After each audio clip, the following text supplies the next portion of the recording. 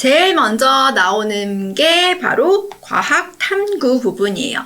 과학 탐구 부분은 조금 이제 기초적인 지식을 얘기를 하고 있는데요. 여기 나오는 요 6가지 개념을 배우고 가면은 되는 거예요. 요 6가지를 전체 다 봐보도록 하겠습니다.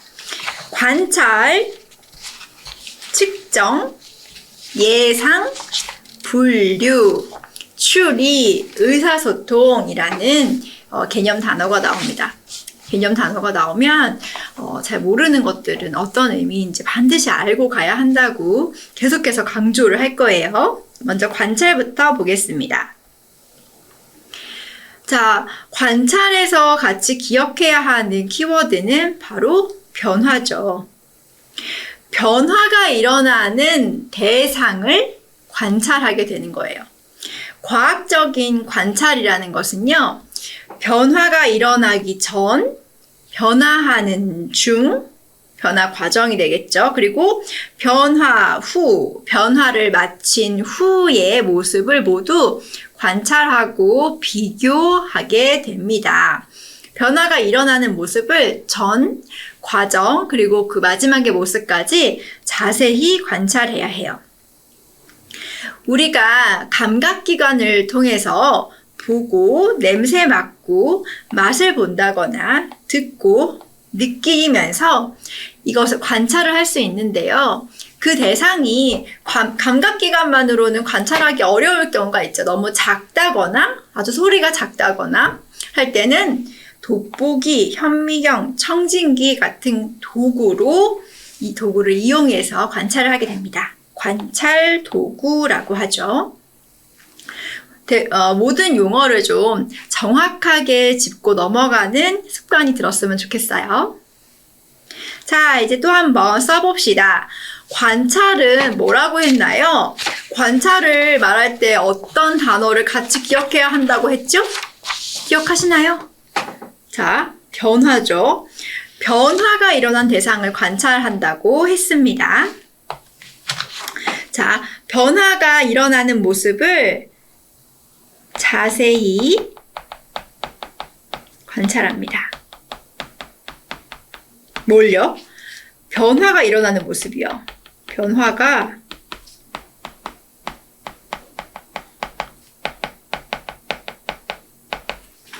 그러면 변화 과정만 우리가 잘 보면 될까요?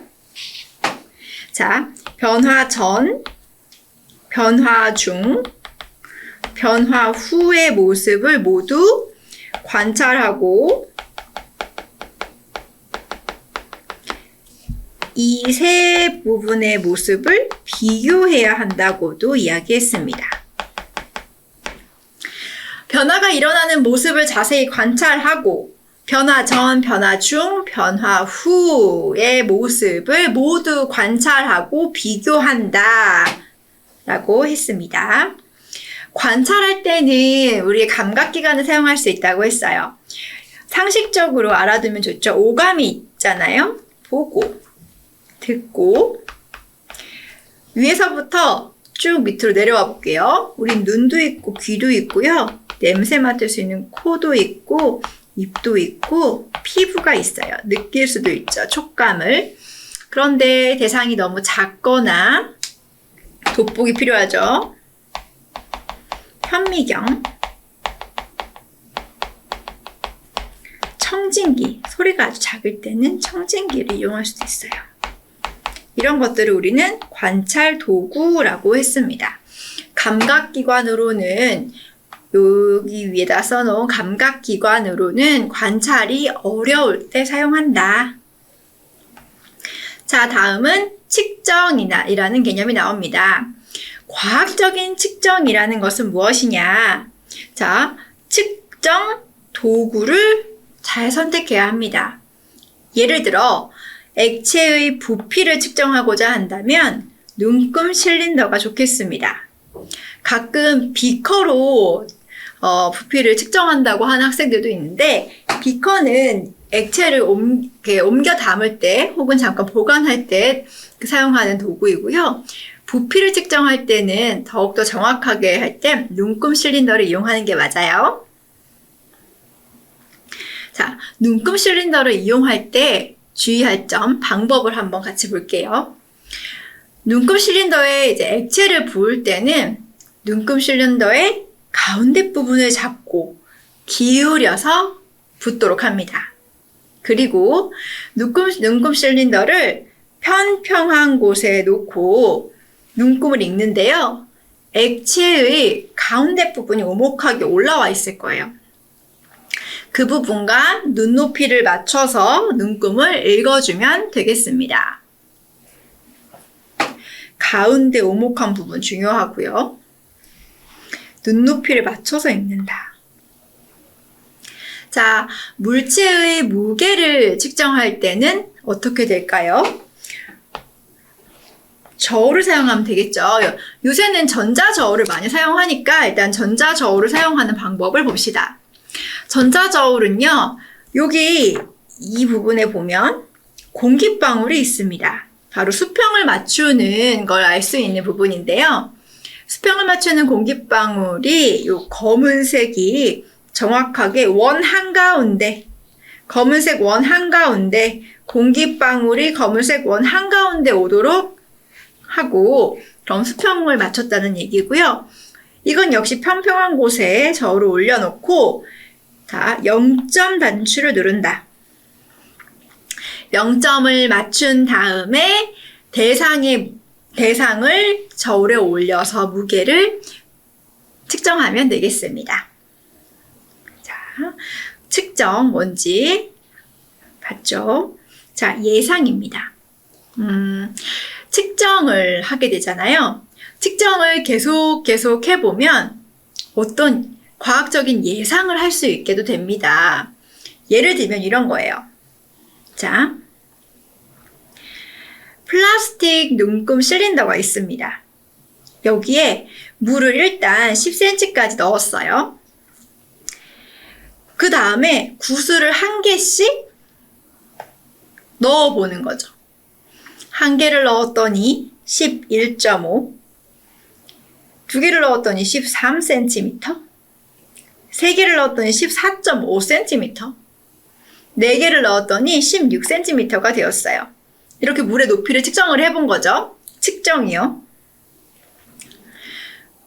그러면 우리는 5개를 넣었을 때, 구슬 5개를 넣었을 때 물의 높이를 예상해 볼 수가 있어요. 어떻게 예상하죠? 자, 한 개씩 늘어날 때마다 1.5cm씩 늘어나고 있어요. 물의 높이가. 그래서 이제 여기 5개가 되면 16cm보다 1.5cm 높은 17.5cm가 될 것 같다라고 이렇게 예상을 해볼 수 있는 거죠. 그렇게 예상한 까닭, 구슬의 개수가 한 개씩 늘어날 때마다 물의 높이가 1.5cm씩 높아졌기 때문이다. 이렇게 하면 아주 과학적인 예상이 되는 거죠. 그리고 진짜로 구슬 5개를 넣어봅니다. 한 번 더 넣어봅니다. 그러면 다시 측정을 해보면 17.5cm가 나왔어요. 그러면 우리는 예상이 맞았구나 하고 결론을 내리게 되는 거죠. 자, 예상 다시 보면 과학적인 예상 방법, 이미 측정한 값에서 규칙을 찾으면 측정하지 않은 값을 예상할 수 있습니다. 이때 측정한 값이 많을수록 더 정확하게 예상할 수 있겠죠. 그리고 측정한 값들의 관계를 잘 이해하면 더 쉽게 예상할 수 있겠습니다. 측정과 예상. 먼저 측정부터. 과학적인 측정 방법이라는 것은 어떤 것이라고 얘기를 했을까요? 기억이 나나요? 먼저 뭘 골라야 한다고 했죠? 측정 도구가 중요합니다. 측정 도구를 가지고, 알맞은 측정 도구를 가지고 올바른 방법으로 측정을 한다. 예를 들면 액체의 부피를 측정한다 하면 우리는 뭘 사용하면 좋겠어요? 밑에 그림이 나와 있죠. 눈금 실린더. 이 눈금 실린더를 사용하는 방법을 한번 생각해 봅시다. 다시 떠올려 봅시다. 자, 액체를 부어야 하는데요. 액체를 부을 때 어디를 잡고? 가운데 잡고 똑바로 세워서 붓나요? 아니에요. 가운데를 잡고 기울여서 부음. 또 눈금 실린더의 눈금을 읽을 때는요. 첫 번째로 할 일은 평평한 곳.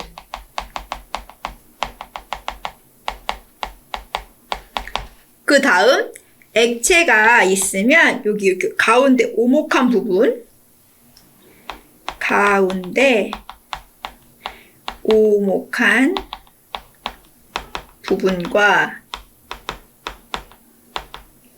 눈높이를 맞춰서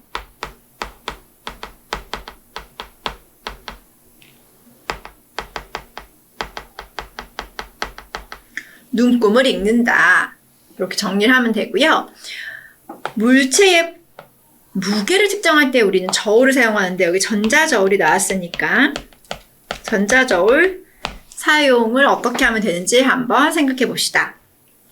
자, 여기 공기방울 있어요. 공기방울. 자, 수평을 맞추는 공기방울이죠. 얘는 공기방울이 검은색 원 한가운데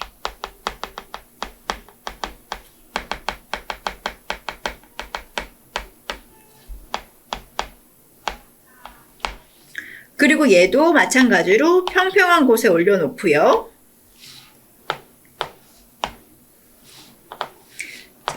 평평하다, 편평하다 뭐가 다르죠?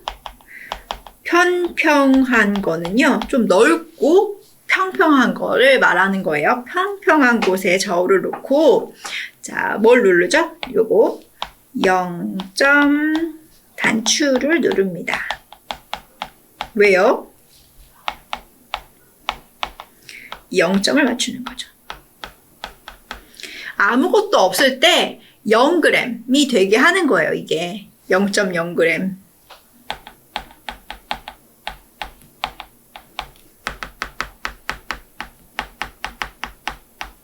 이렇게 정리를 해볼 수 있겠습니다. 저보다 더 글씨를 예쁘게 써주세요, 친구들. 다음은 예상입니다. 과학적인 예상이라는 것은 일단 측정에서 출발한다고 했어요. 우리 그 굿을 넣는 그 실험을 한번 떠올리면서 정리를 해봤으면 좋겠습니다. 자, 이미 측정한 값이 있어야 돼요. 이미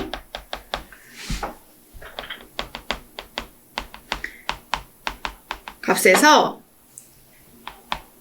규칙을 찾으면요. 측정하지 않은 값.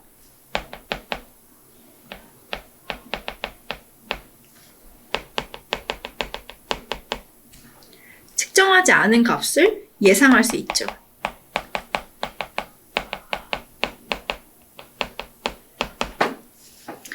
그리고 측정한 값이 많을수록 더 정확하죠.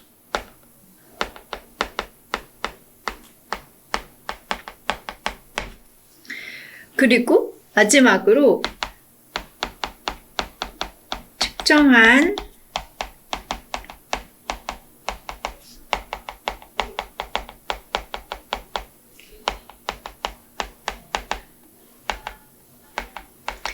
중요한 단어는 관계. 관계를 잘 이해하면 더 쉽게 예상할 수 있어요.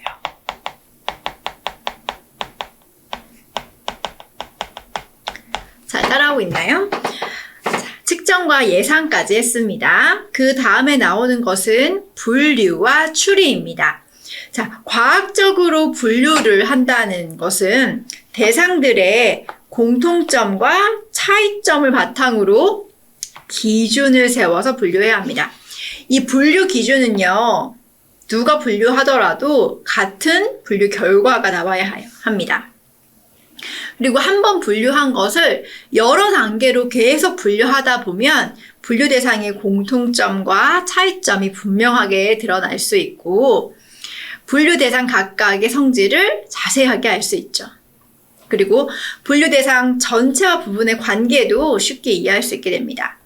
분류라는 것은 예를 들면 이런 겁니다. 자, 여기 개, 무궁화, 고사리, 까치, 민들레, 소, 나비, 나팔꽃의 사진이 있어요. 이 사진을 보고 어떻게 나누어 볼 것인가 했을 때 기준을 세웠죠. 먼저 동물인가부터 보았습니다. 그래서 동물인 것들을 이쪽에 쓰고요. 그렇지 않은 것들을, 동물이 아닌 것들을 이렇게 나누었죠. 그럼 동물과 동물이 아닌 것으로 나눈 거네요. 동물과 식물. 동물 중에서요, 다리가 4개인 동물과 그렇지 않은 동물. 다리가 4개인 동물을 쪽에 쓰고요. 그렇지 않은 동물을 썼습니다. 그러고 났더니, 아, 개와 소는 다리가 4개인 동물에 속하는구나, 라고 알 수 있어요. 그러니까 계속 분류하면 공통점과 차이점이 드러났고, 각각의 성질을 좀 자세히 알 수 있었고요. 분류 대상과 대상 전체와 부분의 관계도 이해를 할 수 있었어요. 다음, 추리입니다. 과학적인 추리요. 대상을 다양하게 관찰하고 이를 바탕으로 추리해야 합니다. 이것도 이건 관찰에서 출발을 하네요. 추리를 할 때는 내가 관찰한 것과 내가 알고 있거나 과거 경험한 것 관련 지어서 추리합니다. 추리한 것이 관찰 결과를 모두 설명할 수 있어야 해요. 그러니까 논리적으로 설명이 되어야만 과학적인 추리라는 거죠. 예를 들어 우리가 이 그림을 봤다고 합시다. 고리 하나가 이렇게 공간을 두고 떠 있습니다. 공중에 떠 있어요. 그러면 이거는 왜 이렇게 됐을까 하고 생각해 봤을 때 자석을 배운 적이 있었지. 내가 이미 알고 있는 지식이죠? 자석의 이용을 배웠었지. 자석은 같은 극끼리는 서로 밀어낸다고 배웠었어. 그러니까 내가 교과서에서 봤던 그 공중에 떠있는 팽이처럼 이 빨간색 고리와 초록색 고리가 분홍색 고리와 초록색 고리가 서로 같은 극의 자석일 거야 라고 추리해 볼 수 있는 겁니다. 고리 2개는 자석일 거야. 아래에 있는 자석의 윗부분이 만약에 N극이라면 위에 있는 자석의 아랫부분은 N극일 거야. 같은 극일 거야. 같은 극끼리는 서로 밀어내기 때문에 고리가 공중에 떠 있는 걸 거야 라고 추리를 해보는 것입니다. 이게 바로 과학적인 추리라고 할 수 있는 거죠. 내가 관찰한 것에 대해서 나의 배경 지식과 경험을 관련 지어서 왜 그런 건지 생각해 보는 것입니다. 마지막으로 의사소통이에요. 과학적인 의사소통이라는 것은 제일 중요한 게 다른 사람이 들었을 때 이해하기 쉽게 말할 수 있어야 합니다. 너무 어려운 과학 용어를 쓴다던가 자기만 알 수 있는 용어를 쓴다고 해서 그건 뭐 똑똑하고 과학적인 게 아니에요. 다른 사람들이 쉽게 알아들을 수 있어야 과학적인 의사소통이라고 할 수 있습니다. 그리고 타당한 근거를 제시하면 자신의 생각과 좀 달랐던 사람들을 설득할 수 있겠죠. 그리고 이때 표, 그림, 그래프, 몸짓을 사용하면 자신의 생각을 좀 더 정확하게 전달할 수 있습니다. 그리고 우리는 다른 사람들의 그 탐구 결과에서 궁금한 점이 생겼을 때는 질문할 수도 있어요. 이 질문도 중요한 의사소통입니다. 자, 그러면 뒤에서 분류, 추리, 의사소통에 대해서 다시 한번 정리를 해보도록 하겠습니다. 과학적인 분류 방법이라고 했어요. 분류를 할 때 가장 중요한 건 뭐였죠? 과학에서는 정말 중요한 게요, 기준입니다. 기준이 있어야 분류를 하는 거고. 자, 대상들의 공통점과 차이점을 바탕으로 바로 기준을 세워 분류해야 합니다. 그리고 이 분류 기준이라는 것은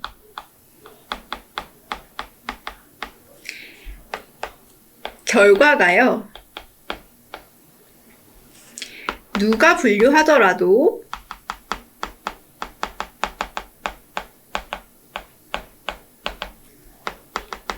같은 분류 결과가 나와야 합니다. 그리고 한 번 분류한 것을 여러 번 분류를 하다 보면 이 분류 대상의 공통점과 차이점이, 여기요, 공통점과 차이점이 분명하게 드러납니다. 공통점과 차이점이 분명하게 드러난다. 두 번째는 분류 대상 각각의 성질을 자세히 알 수 있어요.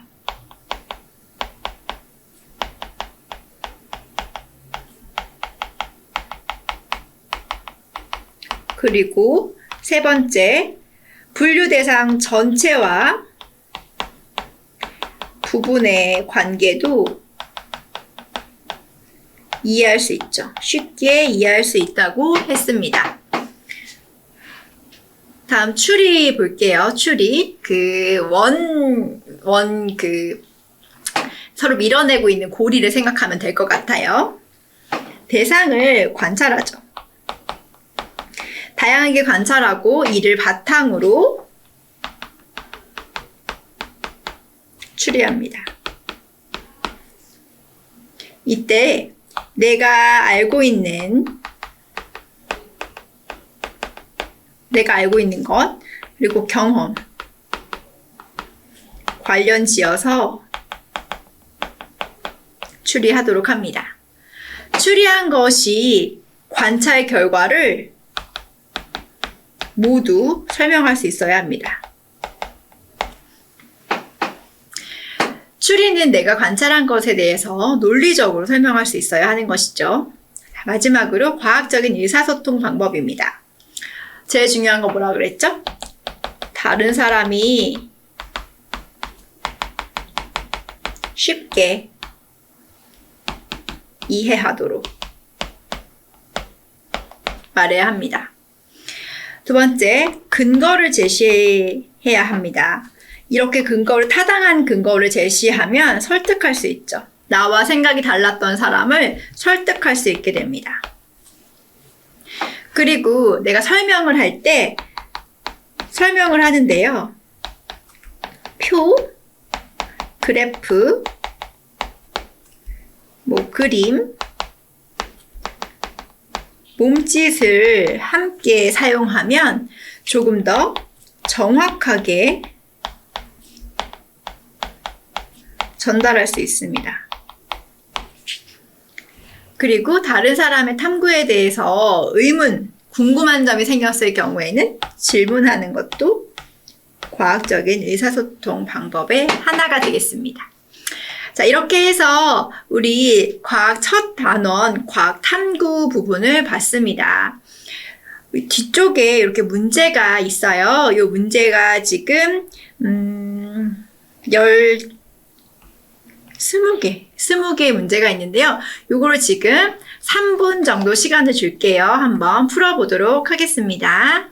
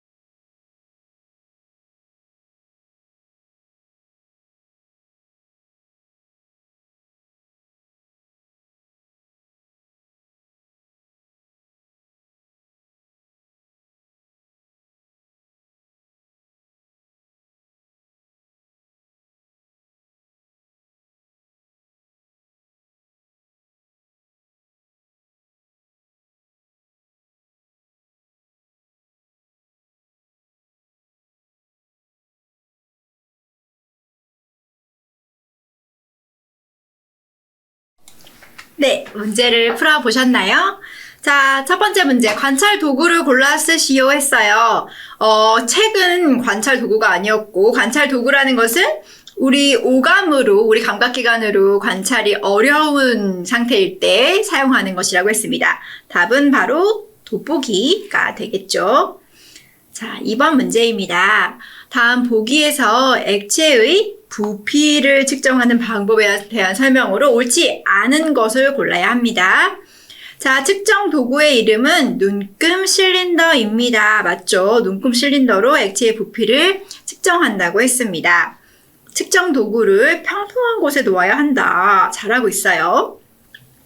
액체의 끝에 가장 높은 부분에 눈높이를 수평으로 맞추고 눈금을 읽어야 할까요? 아니죠. 가운데에 오목한 부분에 이 부분이 틀렸어요, 지금. 오목한 부분에 눈높이를 맞추고 눈금을 읽어야 한다. 그래서 요거 디귿은 틀렸네요. 리을도 봅시다. 비커를 사용하는 것보다 더 정확하게 측정하는 방법이다. 맞아요. 눈금 실린더를 이용하는 것이 조금 더 정확한 방법이라고 했습니다. 답은 디귿만 틀렸네요. 자, 3번. 다음과 같이 식용소다와 구연산으로 탄산수를 만든대요. 이때 나타나는 변화를 관찰한 결과로 옳지 않은 것을 골라서 기호를 써봅시다. 자, 변화가 일어나기 전, 일어나는 중, 변화가 일어나는 후가 있고요. 보기를 볼게요. 물에 식용소다만 넣었더니 컵 바닥에 가라앉았습니다. 물에 식용소다만 넣었더니 컵 바닥에 가라앉았어요. 네, 관찰 잘했죠? 식용소다를 넣은 물에 구연산을 넣었더니 이렇게 기포가 발생했습니다. 자, 요거는 여기 가라앉은 거, 기포가 발생하고 있는 거. 변화가 일어난 후에도 거품의 높이가 계속 높아집니다. 리을, 변화가 일어난 후에는 탄산수의 색깔이 다시 투명해졌습니다.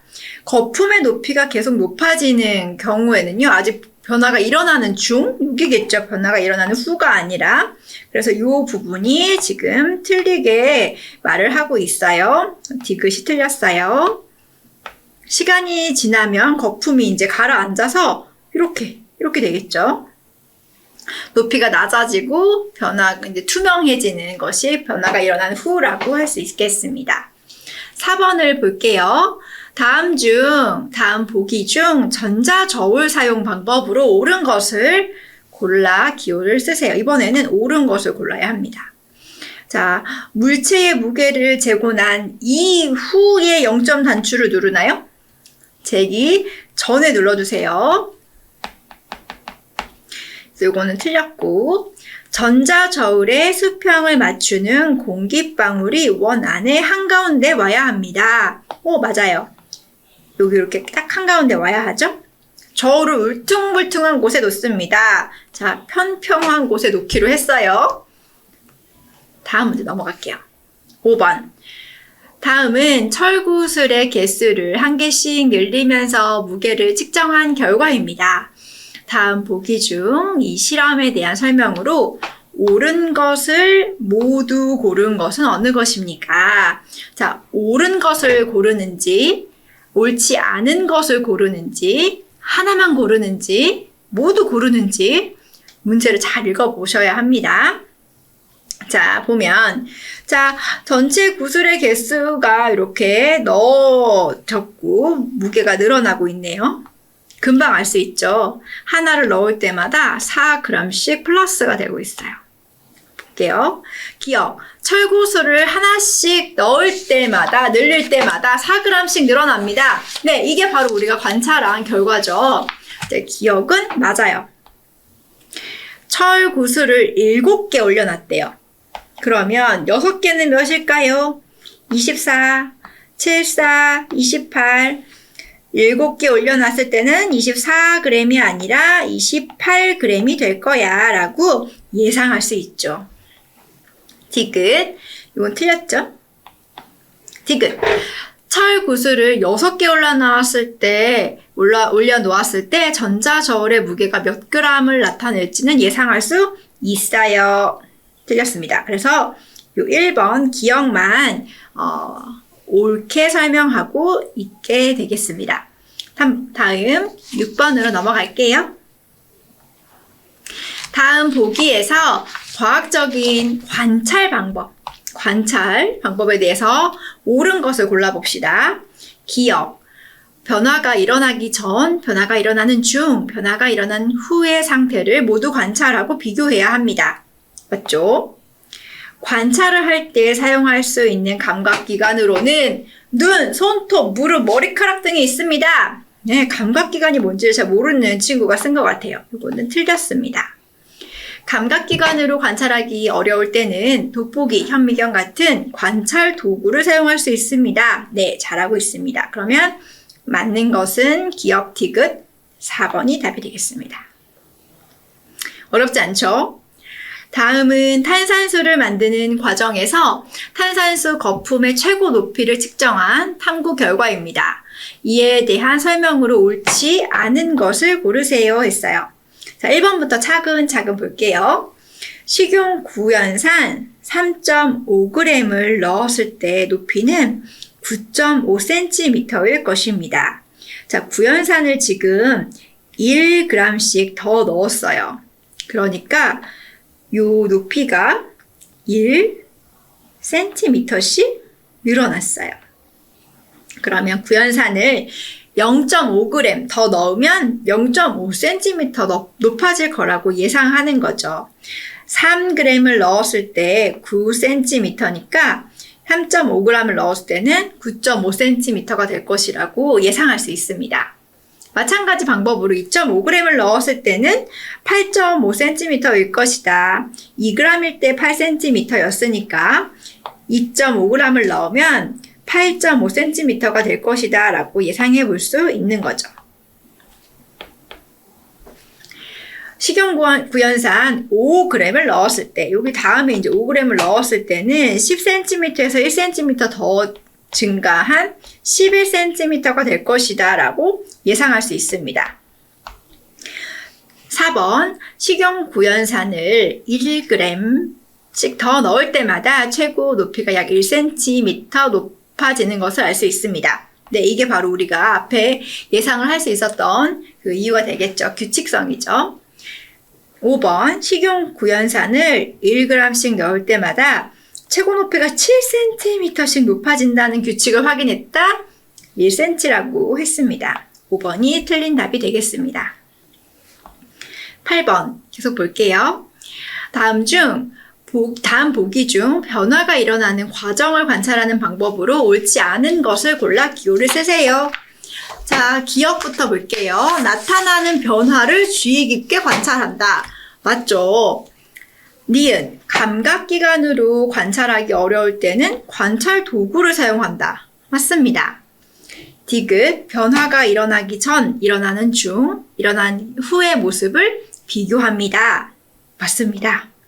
피부를 사용해서는 관찰하지 않습니다.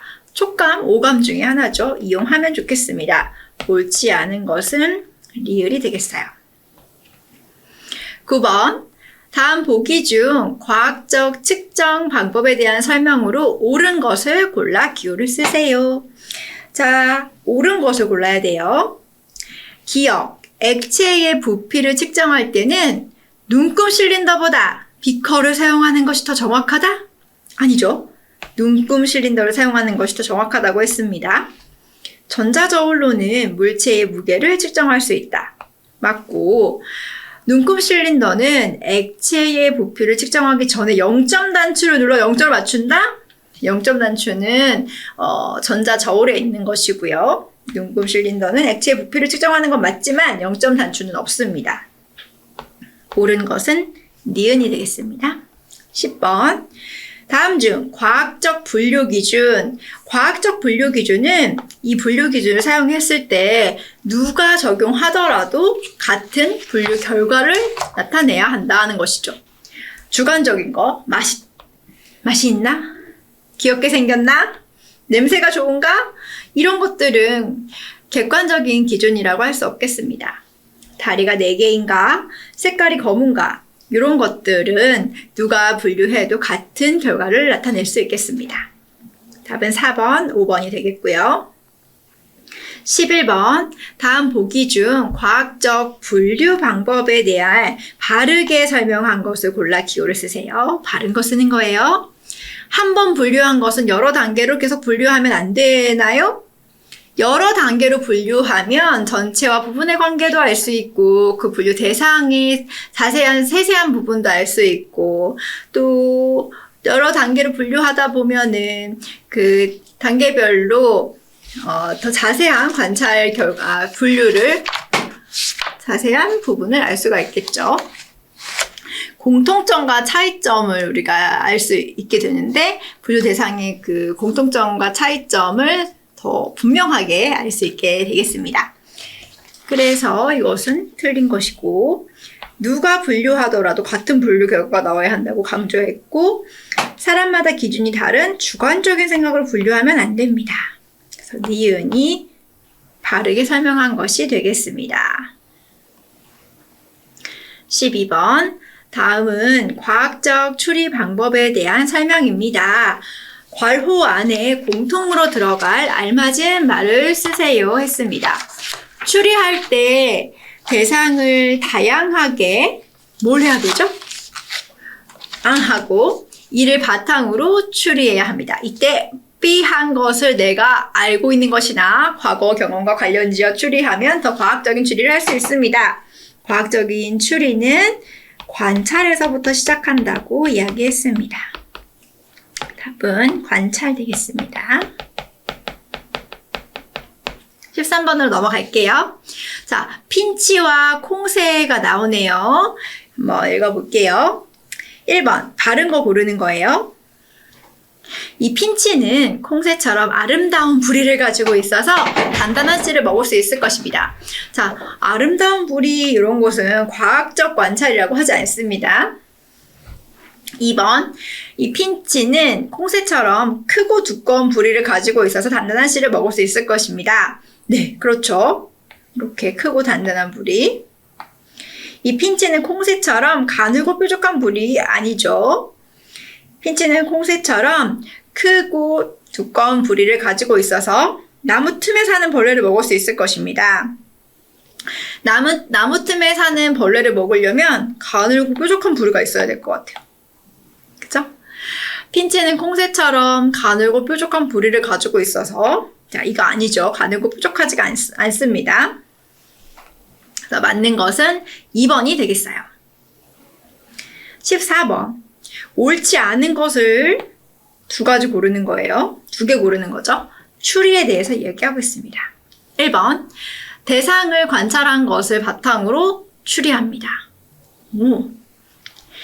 2번. 내가 알고 있는 것과 관련지어 추리합니다. 맞죠? 우리가 관찰한 것을 바탕으로 내가 알고 있는 것과 경험과 관련지어 추리한다. 3번. 추리하는데 과거 경험은 관련짓지 않아야 합니다. 옳지 않습니다. 관련 지어야죠.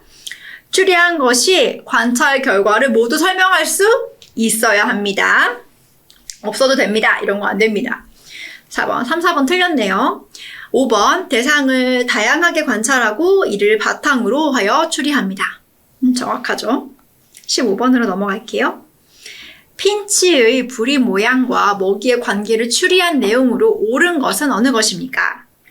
1번부터 보겠습니다. 1번은 너무 귀여워요. 부리 모양이 아름다운 핀치는 맛있는 먹이를 먹을 것입니다. 과학적 추리라고 할 수 없죠. 2번, 부리 모양이 아름다운 핀치는 단단한 씨를 쉽게 부숴 먹을 수 있을 것입니다. 아름다운 핀치. 아니죠.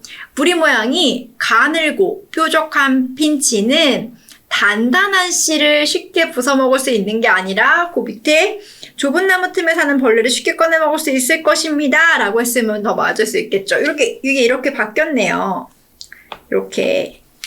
5번 봅시다. 부리 모양이 가늘고 뾰족한 핀치는 좁은 나무 틈에 사는 벌레를 쉽게 꺼내 먹을 수 있을 것입니다. 부리 모양이 가늘고 뾰족한 핀치는 좁은 나무들 틈에 있는 이 벌레를 뾰족한 부리로 쉽게 꺼내 먹을 수 있게 되겠죠. 생각해보면 상식적인 이야기이기도 해요. 자, 16번을 볼게요. 의사소통에 관한 문제가 나왔어요. 읽어볼게요. 다음 중 과학적인 의사소통 방법으로 옳은 것을 두 가지 고르세요. 자, 과학적인 의사소통이라는 것은 무엇이었죠? 다른 사람이 이해하기 쉬워야 한다고 했고, 질문도 의사소통 방법이라고 했고요. 그래서 이거 두 개는 틀렸죠. 세 번째, 친구가 궁금한 점이 있어서 질문할 때는 대답해 주지 않고 무시합니다. 이러면 안 돼요. 무시합니다. 이러면 안 되고. 자, 표, 그림, 그래프, 몸짓을 사용하면 자기 생각을 조금 더 정확하게 전달할 수 있었습니다. 맞죠? 타당한 근거를 제시하여 설명하면 자신의 생각과 다른 사람을 쉽게 설득할 수 있었습니다. 17번. 자, 핀치 나오네요. 아래의 핀치를 분류한 결과로 바르지 않은 것을 골라 기호를 쓰세요. 자, 먹이를 먹는 곳이 땅인 핀치는 4번, 5번, 6번입니다. 4번, 5번, 7번입니다. 맞는 것 같아요. 깃털의 색깔이 검은색인 핀치는 잘 보이시나요? 4번, 5번, 8번입니다. 맞죠? 먹이를 먹는 곳이 땅인 핀치 중에, 그러니까 4, 5, 7번 중에 깃털의 색깔이 검은색인 핀치는 4번과 5번이 되겠죠? 틀렸습니다. 먹이를 먹는 곳이 땅이 아닌 핀치들 중에서, 그러니까 1번, 2번, 3번, 6번, 8번 중에서 색깔이 검은색인 핀치는 8번입니다. 맞죠? 1번, 2번, 3번, 6번, 8번 중에서. 네, 그래서 바르지 않은 것은 디귿이 되겠습니다. 잘 보고 써야겠어요. 18번. 아래 두 핀치의 부리 모양과 먹이의 관계를 설명한 것 중 옳지 않은 것을 골라서 기호를 쓰세요. 기역과 니은 핀치는 벌새처럼 부리가 가늘고 뾰족합니다. 맞네요. 기역과 니은 핀치의 부리는 좁은 틈에 있는 무언가를 꺼낼 때 사용하는 핀셋과 생김새가 비슷합니다. 기역과 니은 핀치는 가늘고 뾰족한 부리를 가지고 있기 때문에 단단한 씨를 먹을 수 있을 것입니다. 이거 아니죠?